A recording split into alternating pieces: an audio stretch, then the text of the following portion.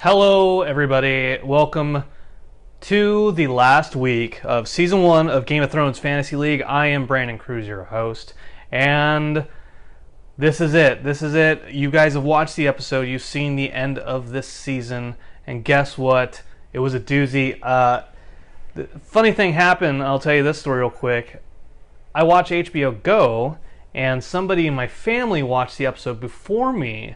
So I jumped into the show right as Ned Stark is told by Lyanna Stark the secret of someone's birth. And I watched that for 15 minutes and thought, wow, this is a hell of a season finale.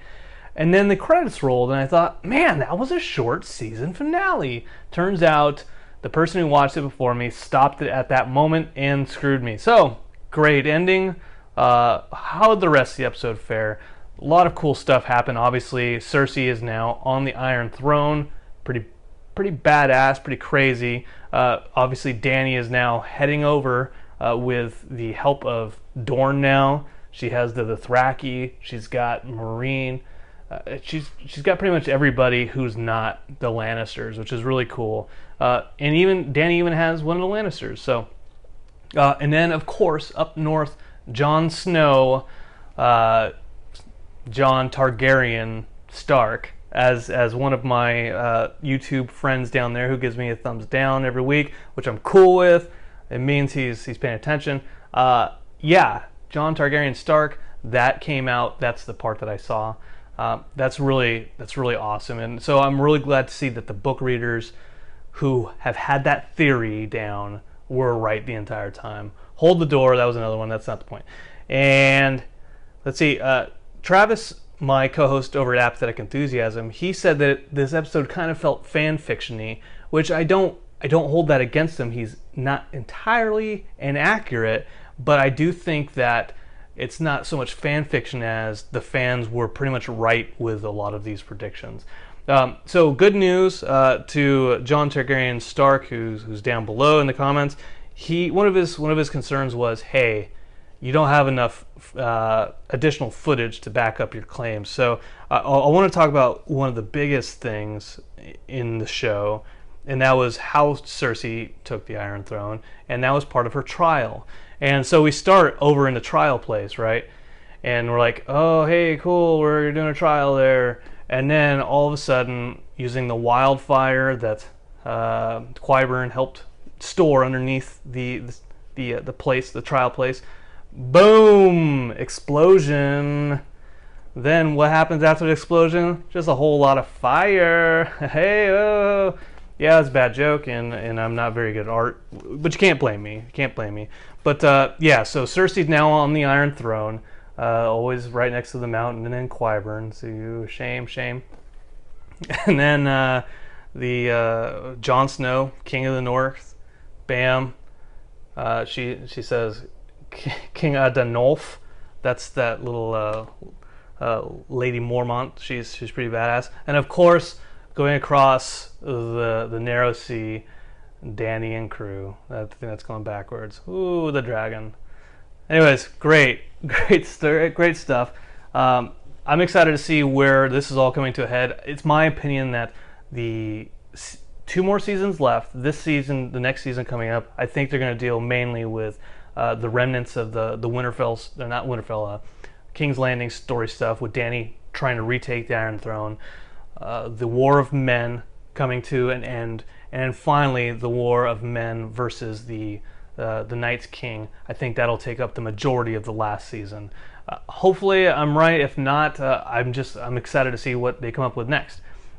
Now, as far as this year's season goes, pretty crazy stuff. Jon actually, he stays in the lead after it all. Insurmountable, really.